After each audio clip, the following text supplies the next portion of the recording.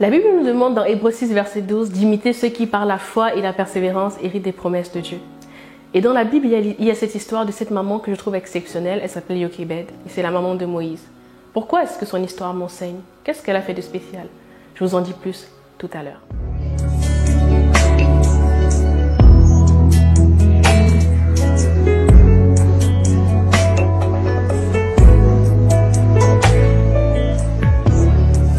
Bonjour les porteuses de vie, bonjour à tous et bienvenue encore sur ma chaîne. Je suis Nadia Sofo Bamouni, je suis épouse et maman de 2 enfants. Je suis également l'auteur du livre 9 mois avec Dieu et du blog www.9moisprécieux.com. Et mes vidéos visent à édifier, exhorter, encourager les femmes enceintes et à les pousser à vivre leur grossesse en étant connectées à Dieu. Alors aujourd'hui, je vais vous partager l'histoire d'une maman que je trouve exceptionnelle. Son histoire est dans la Bible, dans le livre d'Exode, du chapitre 2 au chapitre 6. Elle s'appelle Jochebed, c'est la maman de Moïse. Alors en fait, je vous remets un peu dans le contexte, vous irez lire. Je vous raconte un peu l'histoire de manière contemporaine. En fait, ce qui se passe, c'est que à son époque, en fait, le pharaon il a donné l'instruction de jeter dans le Nil, dans le fleuve, en fait, tous les nouveau-nés garçons qui naîtraient. Et j'imagine déjà cette maman en fait en était enceinte parce que je pense qu'à cette époque-là il n'y avait pas d'échographie, donc on savait pas trop si est-ce que l'enfant que je porte déjà est-ce qu'il est seul, est-ce qu'ils sont 2, est-ce qu'ils sont 3, et même est-ce que c'est une fille, est-ce que c'est un garçon. J'imagine en fait cette maman pendant sa grossesse être un peu anxieuse en se disant mais si jamais c'est un garçon, comment est-ce que je vais faire, comment est-ce que je vais m'en sortir. Et la Bible nous dit en fait que lorsqu'elle a accouché en fait c'était un garçon. Mais son amour en fait pour son enfant l'a poussée à chercher des solutions. Elle n'a pas accepté en fait qu'un homme, un être humain, ait le dernier mot sur la vie de son bébé, alors que celui qu'il avait créé et qu'il avait formé dans son sein, c'était Dieu. Je pense que cette maman, elle a vraiment cherché Dieu et elle a eu une inspiration que je trouve juste extraordinaire. La Bible nous dit qu'à 3 mois, lorsque son bébé avait 3 mois, parce que à 3 mois en fait, il commençait à balbutier. Vous savez, les bébés, ils commencent à dire des mots, à rigoler, et puis ce n'était plus possible de le cacher en fait. Il fallait trouver une solution. Déjà personnellement, je me demande comment est-ce qu'elle a fait pour cacher son bébé pendant 3 mois quoi. L'imagination d'une maman est débordante, surtout lorsqu'il s'agit en fait de la survie de son enfant. Vraiment, je suis admirative. Bon bref, toujours est-il que lorsque l'enfant il avait 3 mois, il fallait trouver une solution. Comment je fais je veux pas en fait que mon enfant soit tué. En fait, ce qui se passe, c'est qu'elle a eu une idée extraordinaire. Elle a demandé à sa fille aînée, qui était la sœur du bébé, d'aller se cacher pas très loin du fleuve Nil. Elle a attendu en fait quand la fille du pharaon devait descendre dans le fleuve pour se baigner. Elle a mis son petit bébé dans un petit panier et elle a déposé son bébé sur le fleuve. En fait, étant donné que Dieu est le maître des temps et des circonstances, il a tout orchestré parfaitement. Ce qui se passe, c'est que la fille de Pharaon, elle se baigne et puis elle se rend compte qu'il y a un bébé en fait sur le fleuve dans un petit panier. Et elle va donc prendre le panier, elle découvre le bébé et elle a pitié en fait du bébé. Elle décide en fait de garder le bébé. Et la grande sœur du bébé qui était pas très loin vient et demande est-ce que tu veux que j'aille chercher une femme hébreu pour qu'elle puisse allaiter ce bébé? Et puis la fille du roi dit oui, du pharaon dit bien sûr. Et bien sûr que la grande sœur du bébé elle va chercher sa mère. Donc du coup la mère du bébé en fait vient auprès de la fille de Pharaon et lui dit en fait que si tu veux je peux allaiter ce bébé pour ton compte. Et la fille de Pharaon dit oui en effet je veux bien que tu l'allaites et je te payerai un salaire. Bon, petite pause. En fait ce qui se passe c'est que la mère du bébé allaite son bébé.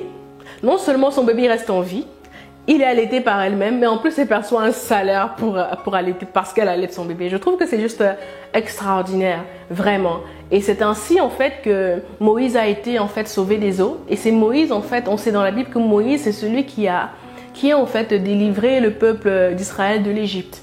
Donc voilà, donc Moïse il avait vraiment une destinée que le Seigneur avait prévue pour lui. En fait, qu'est-ce que cette histoire m'enseigne? Cette histoire m'enseigne 2 choses. Cette histoire m'enseigne en fait que Dieu est déterminé plus que nous afin que nous et nos enfants puissions accomplir notre destinée.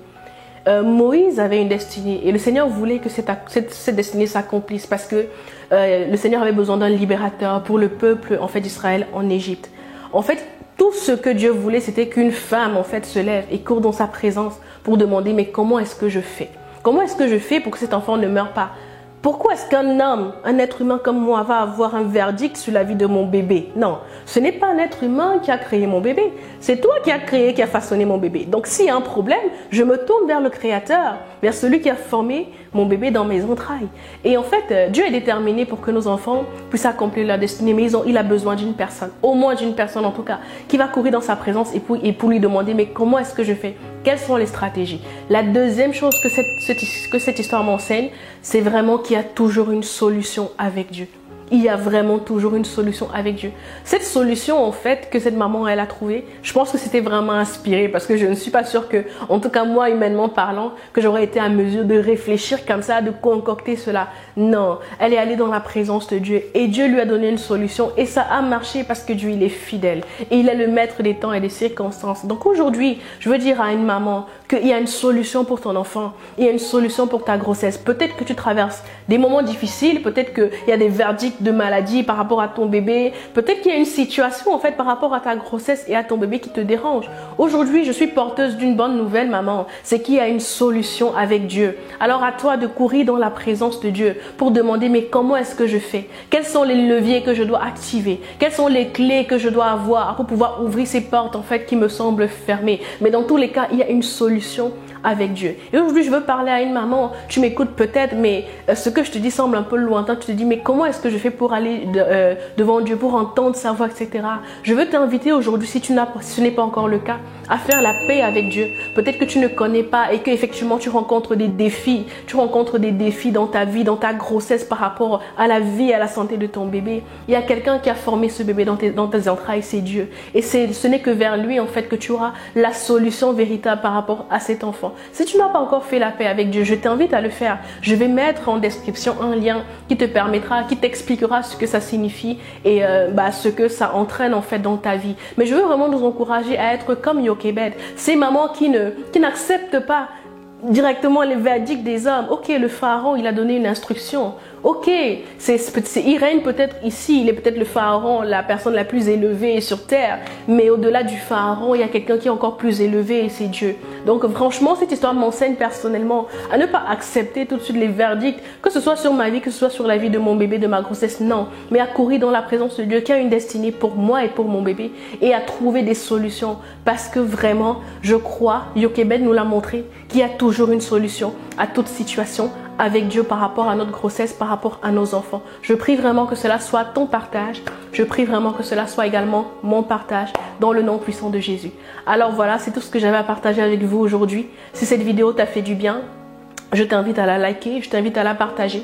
Je t'invite également à t'abonner et activer la cloche de notification pour ne rater aucune des prochaines vidéos car je publie chaque week-end une nouvelle vidéo sur cette plateforme. Alors je vous dis à très bientôt et que Dieu vous bénisse.